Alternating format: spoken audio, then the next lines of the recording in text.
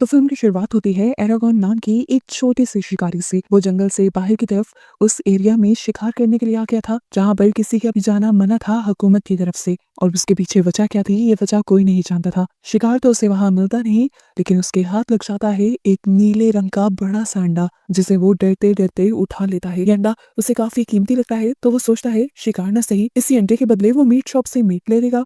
जब वो meat shop पर आता है और वहां के ऑनर को पता चलता है कि ये अंडा उस जगह से लाया गया है जहां पर किसी को भी जाना मना है, तो वो डरते हुए एरागॉन को वो अंडा वापस कर देता है और उसे उस जगह पर जाने के लिए डांटता भी है और वार्न भी कहता है कि अगली मर्तबा वहां ना जाना, पकड़े गए तो बच्चों के नहीं। वो बेचारा उस अंडे को छुपाए वहां से बाहर निकलता है तो दिखता है कि किंग के कुछ सोल्जर्स यहाँ के आम इंसानों को तंग करने में लगे हुए थे। ये अब यहाँ की रोज की रूटीन हो गई थी। एरागॉन को बुरा तो लगता है, लेकिन वो इग्नोर करते हुए अपने अंकल के पास आ जाता है। उसके मॉम डैड ना होने की वजह से वो अपने अंकल और अपने कजन के साथ ही रहता है। यहाँ आते ही वो उस संडे को स्टोर रूम में छुपा देता है और फिर अपने कजन के साथ एक वॉरियर बनने की प्रैक्टिस शुरू कर देता है। काफी देर तक ये लोग प्रैक्टिस करते रहते हैं और फिर इनके अंकल आकर इन्हें बाहर काम करने को कह देते हैं। बाहर काम करते हुए एरागॉन का कजन उन्हें बताता है कि वो जल्द ही इस छोटे से गांव को छोड़कर शहर जाने वाला है, क्योंकि वो अपनी लाइफ में कुछ बड़ा करना चाहता है। एरागॉन और उसके अंकल अपने बेटे को रोकते नहीं, लेकिन उसके बावजूद भी एरागॉन और उसके अंकल की जिंदगी बिल्कुल बेरंग हो जाती है। एरागॉन का वही भाई और वही दोस्त था। उसके जाने के बाद एरागॉन का किसी भी काम में दिल लगना बंद हो जाता है, यहाँ तक कि कुछ दिन के लिए तो वो उस नीले अंडे को भी भूल जाता है। एक दिन जब वो काम करने के बाद स्टोर रूम में जाता है तो उसके सामने एक अजीब काम होता है। वो अंडा हिलने लग जाता है। यहाँ पर क्या हो रहा था एरागॉन को समझ नहीं आती। फिर अंडे पे से टक टक की आवाज आई, फिर अंडा टूट गया और अंडे के अंदर से एक नीले रंग का छोटा सा क्यूट सा जानवर निकला, जिसके छोटे छोटे पर भी थे। एरागॉन को अपनी आंखों पर यकीन नहीं आ रहा था। एरागॉन ये तो समझ गया था कि ये छोटा सा जो जानवर निकला है ये एक ड्रैगन है। ड्रैगन्स के बारे में उसने बहुत सी कहानियां सुन रखी थी, लेकिन वो असल में भी होते थे इस बात का उसे यकीन आ जाया था। उसने ये भी सुन रखा था कि ड्रैगन का अंडा तब तक नहीं टूटता जब तक उन्हें अपना सच्चा ड्रैगन राइडर न मिल जाए। तो क्या एरागॉन एक ड्रैगन राइडर था? क्या इस अंडे ने एरागॉन को चुना था? एरागॉन हैरानी में आहिस्ता से अपना हाथ उस ड्रैगन की तरफ लेकर जाता है और इससे पहले कि वो ड्रैगन को पूरी तरह टच कर पाता, यहाँ एक तेज नीली रोशनी निकलती है। एक एनर्जी वेव निकलती है जो पूरी दुनिया में फैल जाती है और इसी एनर्जी वेव की वजह से बहुत से लोग अलर्ट भी हो जाते हैं। हम एक आदमी को भी देखते हैं जो सोया हुआ इस वेव की वजह से हैरत से जाग जाता है और साथ ही हमें एक औरत को भी कहीं और दिखाया जाता है। इस वेव के उसके मुंह से टकराते ही वो भी मुस्कुराने लगी थी, ऐसे जैसे उसका कोई मकसद पूरा हो गया हो। अब यहाँ पे ये सब चल के रहा था ये जानने के लिए कहानी फ्लैशबैक में जाती है। हमें पता चलता है कि इस दुनिया में जहाँ ये लोग रह रहे थे वहां पर कभी ड्रैगन राइडर्स का राज हुआ करता था। ये ड्रैगन राइडर इंसानों की हिफाजत किया करते थे और उनकी मुश्किलें आसान किया करते थे। इन सारे ड्रैगन राइडर्स को इनके ड्रैगन्स खुद चुना करते थे। इन ड्रैगन्स के अंदर उड़ने के अलावा कुछ जादुई ताकतें भी होती थी जो ये ड्रैगन अपने राइडर्स को भी दिया करते थे। इन्हीं जादुई ताकतों की वजह से जमीन पर अमन था, लेकिन फिर एक दिन एक ड्रैगन राइडर गल्बाटोरिक्स को अपनी ताकतों पर गरूर होने लगा। वो कुछ ज्यादा ही ताकतवर था, इसीलिए वो अपने आप को खुदा समझने लगा, गॉड समझने लगा। ताकत की लालच में उसने अपने ही बाकी साथी ड्रैगन राइडर्स को मारना शुरू कर दिया और उनकी जादुई ताकतें भी लेने लगा। सभी ड्रैगन्स को तो वो पहले ही मार चुका था, जो कोई एक दो ड्रैगन नाइट बचा भी था वो छुप कर रहने पर मजबूर हो गया। ऐसे गल्बाटोरिक्स की ताकतों ने और उसके राज ने और भी ज्यादा ताकत पकड़ ली। पर कहते हैं ना कि बुराई ज्यादा देर चल नहीं पाती। फिर एक दिन ऐसा आया कि गल्बाटोरिक्स के जुल्म के खिलाफ उम्मीद की एक किरण जागी। एल्फ किंगडम की प्रिंसेस सारिया को पता चला कि गल्बाटोरिक्स के ड्रैगन ने एक अंडा दिया है और अब इस दुनिया में गल्बाटोरिक्स के ड्रैगन के अलावा एक और ड्रैगन भी हो सकता है। उसने अब एक बहुत खतरनाक फैसला लिया उस अंडे को चुराने का। वो जानती थी कि ये काम आसान नहीं है, पर वो पीछे नहीं हटी। गल्बाटोरिक्स के महल से अंडा चुराते हुए वो अपनी पूरी सोल्जर्स की टीम के साथ भागी, तो गल्बाटोरिक्स ने भी अपने सबसे बड़े जादूगर दुर्जा और उसकी पूरी टीम को उसके पीछे लगा दिया। दुर्जा ने चंद ही मिनटों में आर्या की पूरी फौज को तबाह कर दिया और जल्द ही आर्या को भी चारों तरफ से अपनी जादुई आग की लपेट में ले लिया। अब आर्या का आगे जाने का कोई रास्ता नहीं बचा था। दुर्जा उससे उसका अंडा लेने ही वाला था, लेकिन तभी एल्फ ने एक मंत्र बोला और उस संडे को यहाँ से गायब करते हुए दूर जंगलों में पहुंचा दिया। फिर जहाँ से वो मिला हमारे हीरो यानी एरागॉन को। दूसरी तरफ इस काम के लिए आर्या को एक भारी कीमत अदा करनी पड़ी। दुर्सा ने उसे कैद कर लिया और उस टाइम ड्रैगन के अंडे के टूटने पर जो एनर्जी ब्लास्ट हुआ था उससे भी असल में आर्या ही जागी थी। सीन कट होकर अब हमें प्रेजेंट का सीन दिखाया जाता है जहाँ पर एरागॉन अब सोकर उठा है। उसके हाथ में शदीद जलन हो रही थी। उसने देखा कि उसके हाथ पर एक अजीब सा जलने का निशान था और वो ड्रैगन उसकी गोद में ही सोया हुआ था। उसे याद आया कि ये छोटा सा ड्रैगन तो रात ही पैदा हो गया था, उसे भूख लगी होगी। वो जाकर सबसे पहले उसके लिए दूध लेकर आता है, लेकिन दूध को देखते ही वो ड्रैगन दूर भाग जाती है और लकड़ियों में छुपकर वहां से एक चूहे का शिकार कर लेती है। एरागॉन जब ये देखता है तो समझ जाता है कि ये ड्रैगन असल में शिकार करने वाला है। फिर वो इस ड्रैगन को अपना पेट बनाने का फैसला कर लेता है। दूसरी तरफ हमें दुर्सा और आर्या को दिखाया जाता है जहाँ आर्या बहुत ही ज्यादा मुश्किल में है। उसे सच में उस अंडे के बारे में बता देती है कि असल में वो अंडा टूट भी चुका है और उसके अंदर के छोटे ड्रैगन ने अपना ड्रैगन राइडर चुन भी लिया है। ये जानकर गैल्पेटोरिक्स को बेचैनी लग जाती है क्योंकि वो जानता था कि इस दुनिया में एक भी ड्रैगन राइडर उसकी हुकूमत का दुश्मन हो सकता है, उसकी हुकूमत का तख्ता पलट सकता है। इसलिए गैल्पेटोरिक्स दुर्सा को कहता है कि उस ड्रैगन राइडर को मार दो।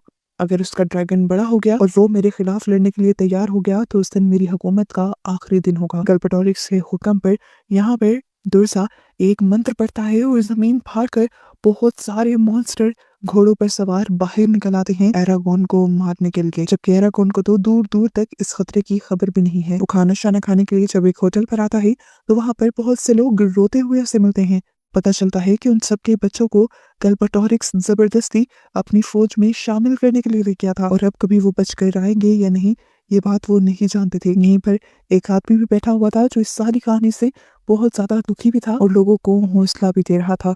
वो बताता है कि पहले ऐसा नहीं था। पहले के वक्तों में इस दुनिया में अमन हुआ करता था, सारे इंसान खुश रहा करते थे क्योंकि ड्रैगन राइडर्स सबकी हिफाजत करते थे और सबकी मुश्किलें आसान करते थे। लेकिन फिर यहाँ पर गैल्पेटोरिक्स का राज आया, उसने सभी ड्रैगन राइडर्स को मार दिया। गैल्पेटोरिक्स का नाम सुनते ही यहाँ पर खड़े हुए गैल्पेटोरिक्स के फौजी उस आदमी को पकड़ लेते हैं और यहाँ से ले जाने लगते हैं।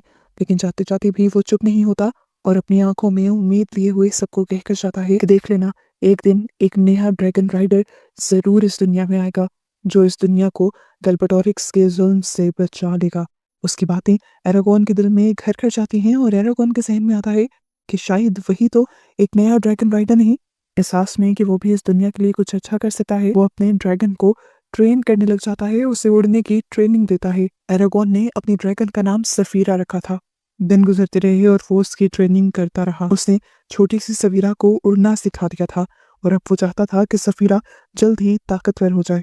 वो रोज रोज सफीरा को ट्रेनिंग देता था और एक दिन सफीरा इतना ऊंचा उड़ गई कि उसकी नजरों से ओझल हो गई। एरागॉन डर सा गया, उसे लगा कि सफीरा वापस नहीं लौटेगी, पर अचानक उसके हाथ में लगा हुआ मार्क जलने लगा। उसे शदीद दर्द हुआ, लेकिन फिर उसने नोट किया कि हवा को चीरते हुए कोई तेज बड़ी सी चीज उसकी तरफ आ रही थी। उसने देखा कि सफीरा थी जो अभी जब उड़कर गई थी तब तो छोटी सी थी, लेकिन अब हवा में जाने के बाद वो अपने पूरे साइज में बड़ी हुई वापस आ रही थी। उसके उड़ने की स्पीड से एरागॉन ये अंदाजा लगा चुका था कि वो बहुत ज्यादा ताकतवर भी हो चुकी है। एरागॉन हैरानी से उसे देख रहा था और फिर एरागॉन ने एक अजीब सी चीज महसूस की।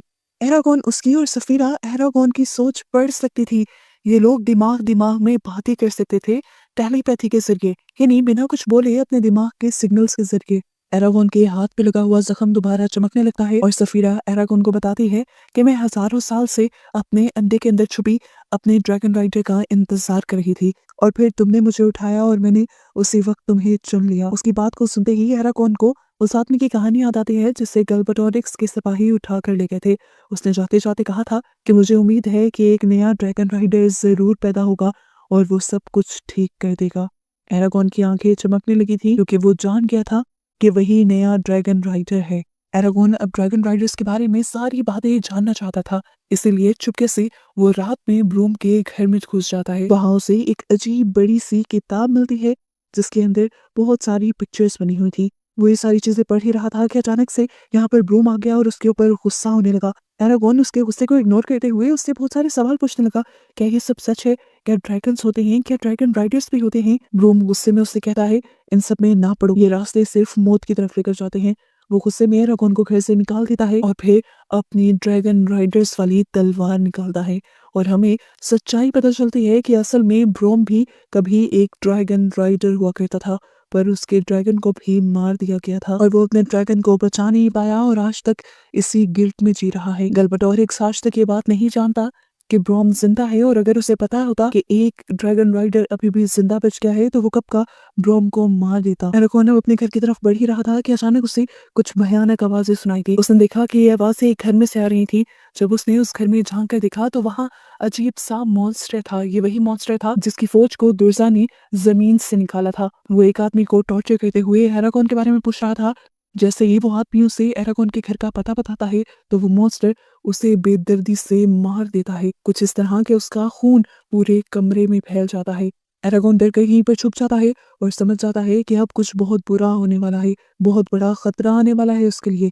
वो इस खतरे के बारे में अपने अंकल को बताना चाहता था, इसीलिए वो भागकर घर की तरफ निकला, लेकिन रास्ते में ही उसका ड्रैगन उसे हवा में उड़ा ले गया। एरागोन डर गया, जोर से चिल्लाया, पर उसकी ड्रैगन सफीरा ने उसे छोड़ा नहीं। उसने नीचे उतरने की कोशिश की, लेकिन सफीरा बार बार उसे पकड़ रही थी। एरागोन उससे कहता है, प्लीज मुझे जाने दो, मुझे मेरे अंकल को बचाने दो। पर सफीरा उसे समझाती है कि वो मॉन्स्टर्स बहुत ही ज्यादा खतरनाक हैं, वो किसी को भी जिंदा नहीं रहने देंगे। एरागोन जब जिद पर ड्रैगन से नीचे उतरने की कोशिश में लगा रहता है तो ड्रैगन को भी मजबूरन उसकी बात माननी पड़ती है और वो उसे उसके घर ले जाती है। वहां जाकर वो देखता है कि अब बहुत देर हो चुकी है और उसके अंकल को तो बेरहमी से उन मॉन्स्टर्स ने मार दिया है। अपने अंकल की मौत को देखकर वो टूट गया था। उसके अंकल के अलावा उसकी फैमिली जो कोई नहीं थी। सफीरा उसे दिलासा देने की कोशिश करती है और साथ में ये भी कहती है कि अभी चलो, अभी यहाँ पर खतरा है। लेकिन एरागोन जो कुछ सुनने को तैयार नहीं है, वो सफीरा के ऊपर ही गुस्सा करता है, उससे बुरा भला कहता है और अपनी अंकल की मौत का जिम्मेदार भी ठहरा देता है और उसे यहाँ से जाने पर मजबूर कर देता है। बेचारा एरागोन जब रो ही रहा था तभी अचानक उसके दरवाजे पर कोई आ गया। आहट से उसे लगा कि ये वही किलर है जिसने उसके अंकल को मारा है। उससे में वो तलवार उठाए उस किलर को मारने के लिए जैसे ही जाता है तो कोई उसकी तलवार पकड़ लेता है।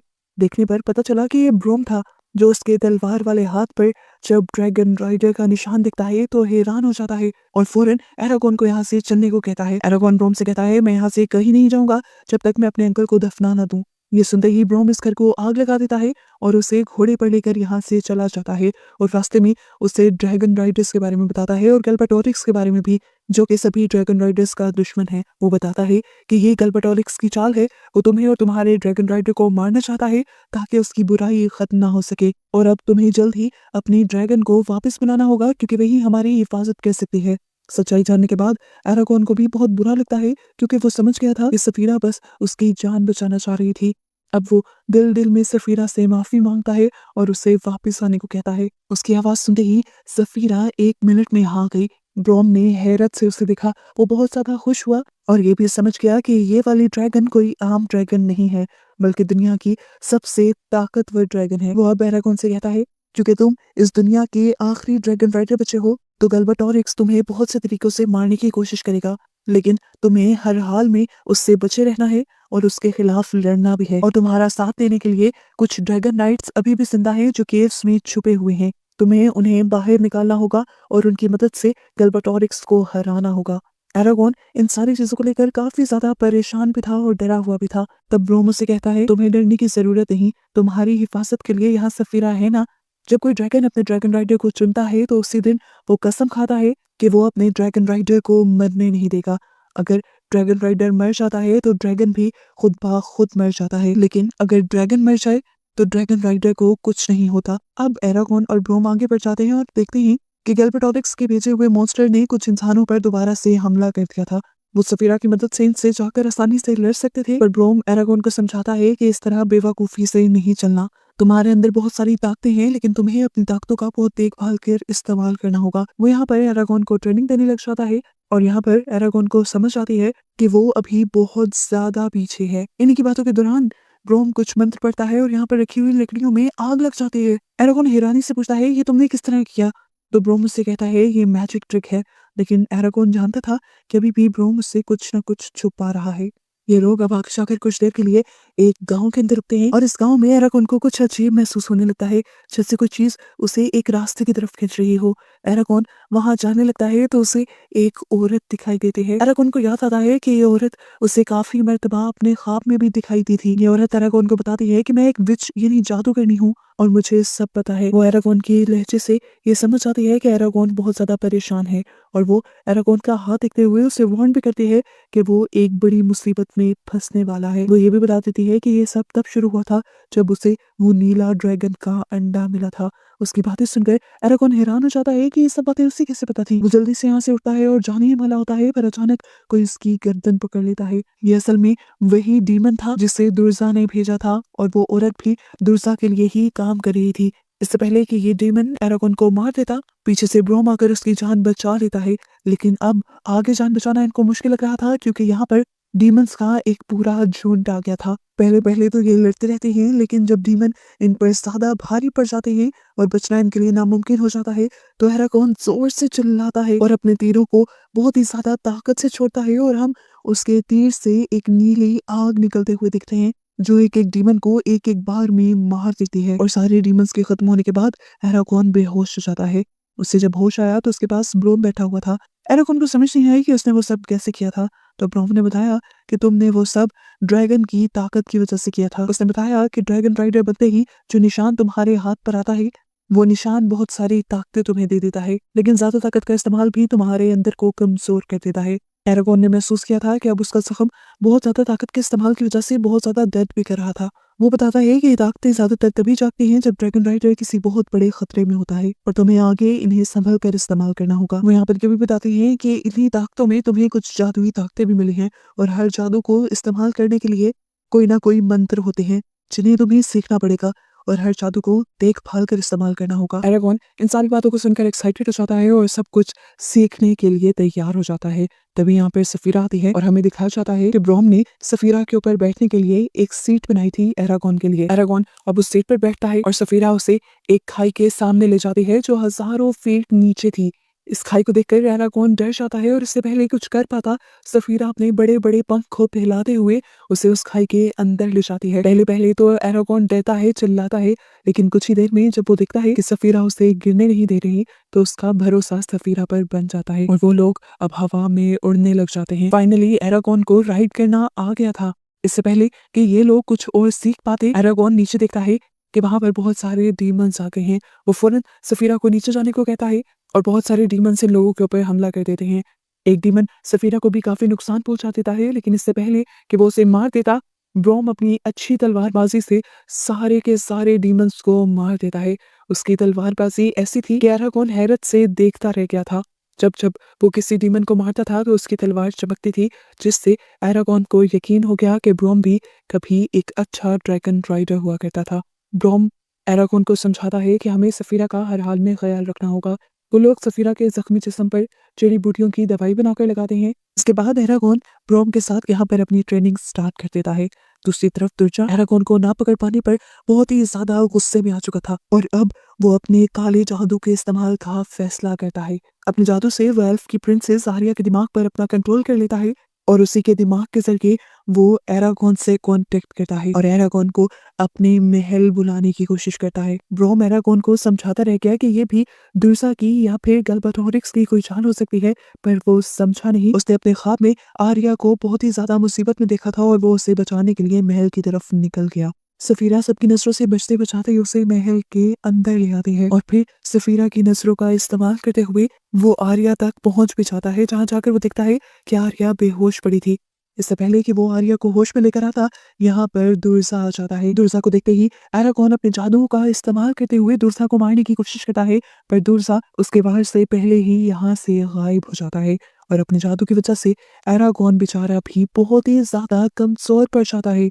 उसके कमजोर पड़ते ही अब दुर्सा दोबारा यहाँ आता है और उसके ऊपर हमला करने ही वाला होता है, पर ठीक वक्त पे ब्रोम उसके सामने आकर उसका वार अपने ऊपर लेकर उसकी जान बचा लेता है। ब्रोम को जख्मी देखकर एरागोन को इतना गुस्सा आया कि उसने अपना तलवार दुर्सा के सर पे मार दिया और फिर दुर्सा यहीं पर गायब हो गया। इस हमले से उसका किया हुआ आर्या पर जादू भी टूट गया था और यहाँ आर्या भी होश में आ गई थी। महल की तरफ आते हुए हमने नोट किया था कि कोई याख्मीन लगातार इन लोगों के ऊपर नजर रख रहा था। वो कौन था उसके बारे में तो नहीं पता चलता, लेकिन जैसे ही ये तीनों इस महल से निकलने की कोशिश करते हैं तो सोल्जर्स उन्हें रोक लेते हैं। वो उन्हें मारने ही वाले थे, लेकिन ऊपर से वही लड़का जो इनका पीछा कर रहा था वो उन सोल्जर्स पर हमला करते हुए इन्हें यहाँ से भागने में मदद देता है। हमें इसका नाम मुर्तक पता चलता है। खैर, अब हम देखते हैं कि सफीरा उन तीनों को बचाते हुए वहां से काफी दूर ले आई थी। यहाँ पर आकर इन्हें पता चलता है कि ब्रूम की हालत इतनी ज्यादा खराब है कि वो किसी भी पल मरने वाला है। वो अब अपनी ड्रैगन नाइट वाली तलवार एरागॉन के हाथ में दे देता है और अपनी आखिरी सांसें जीने लगता है। इस टाइम पर सफीरा उसे अपनी पीठ पर बिठाकर आसमान की सैर करवाती है ताकि वो एक ड्रैगन राइडर के तौर पर ही मरे। जिसके बाद एरागॉन पत्थरों से उसकी कब्र बनाता है और सफीरा अपनी सांस की मदद से उन पत्थरों को क्रिस्टल में बदल देती है। ये लोग अब काफी उदास हो चुके थे। एरागॉन को कुछ समझ नहीं आ रहा था कि उसे आगे क्या करना चाहिए। तभी यहाँ पर दोबारा मुर्तग आ जाता है, जिसने उन्हें महल में भी बचाया था।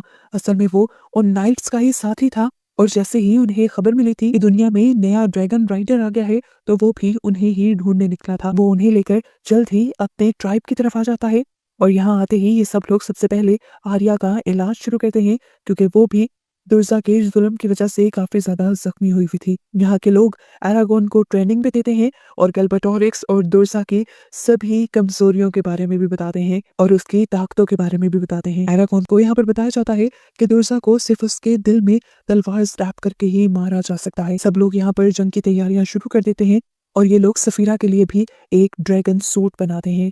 इन सब की ट्रेनिंग हासिल करते हुए सफीरा पहली मर्तबा अपने मुंह से आग निकालती है और ये देखकर एरागॉन बहुत ही ज्यादा खुश हो जाता है।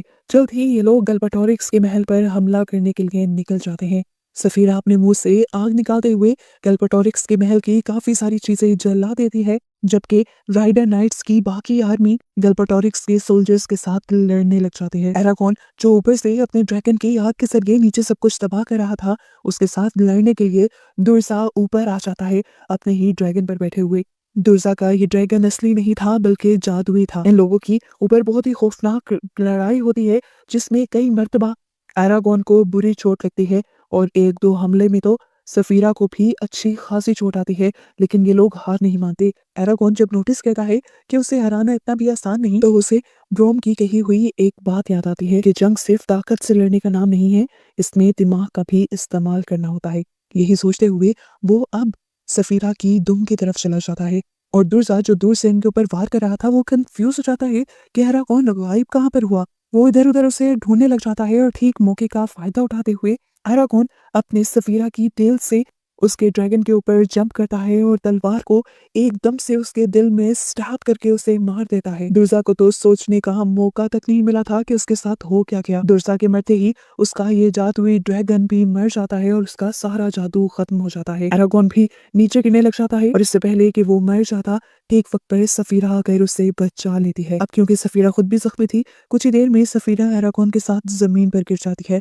सफीरा की बुरी हालत को देखकर एरागॉन को उसके ऊपर तरस आ जाता है। वो बहुत ज्यादा इमोशनल हो जाता है और अपनी सारी ताकत लगाते हुए सफीरा को हील करने की कोशिश करता है और इस सब में वो खुद ही बेहोश हो जाता है। दोबारा हमें जंग का सीन दिखाया गया था, जहां हमें पता चला था कि गैल्बाटोरिक्स की आर्मी को उन नाइट्स ने हरा दिया था, लेकिन ये लोग अभी भी गैल्बाटोरिक्स तक नहीं पहुंच पाए थे। सीन कट होकर हमें अगले दिन का सीन दिखाया जाता है।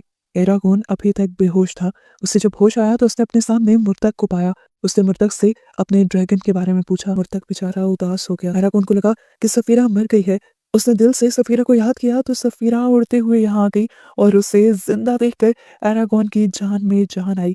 दोनों एक दूसरे को देखकर बहुत ज्यादा इमोशनल हो जाते हैं। ये दोनों एक दूसरे के गले मिलते हैं और फाइनली अब एरागॉन इन सारे सोल्जर्स को बाय कहते हुए अपने शहर की तरफ निकल जाता है।